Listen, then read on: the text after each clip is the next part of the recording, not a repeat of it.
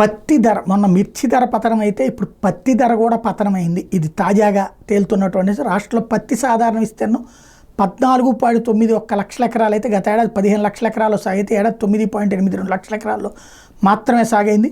వరదలు వర్షాలకు తోడు గులాబీ తెగులు ప్రభావంతో ఎకరాకు 4 నుంచి 6 క్వింటాలకు మించి దిగుబడి రావడం లేదు. ఏడాది కనీస మద్దతు ధరగా మధ్యస్థ రకానికి క్వింటా 7,121, పొడవ రకానికి 7,521 రూపాయలుగా కేంద్ర ప్రభుత్వం నిర్ణయిస్తే ఏడాది తొలితేత ప్రారంభానికి ముందే మార్కెట్లో ధరల పతనం మొదలైంది. గతేడాది క్వింటా 10,000కు పైగా పలికిన పత్తి ప్రస్తుత మార్కెట్లో గ్రేడ్ను బట్టి క్వింటా 4,000 నుంచి 5,800 మించి పలకడం లేదు.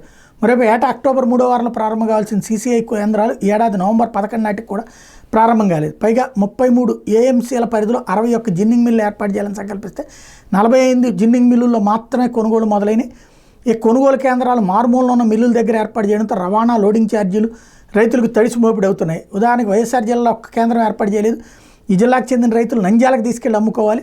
అలాగే గుంటూరు జిల్లా తాడికొండ రైతులు 30 కిలోమీటర్ల దూరంలో ఉన్న పత్తిపాడు మండలంలోని కోయిపాలెం మిల్లుకి వెళ్లాల్సి వస్తుంది. పోనీ ధర పెరిగే వరకు నిల్వ చేసుకుందామంటే క్వింటాకు 400 నుంచి 500 వరకు అద్దెలు చెల్లించాల్సి రావడంతో చేసేది లేక ఆయనకి ఆడికి అమ్ముకుంటున్నారంటూ సాక్షి ఓ పెద్ద కథనాన్ని ప్రొజెక్ట్ చేసింది. తేమ శాతం పేరిట కూడా కొర్రీలు పెడుతున్నారన్నట్టుంది. ఇది ప్రభుత్వం క్రాస్ చెక్ చేసుకోవాల్సి ఉంది.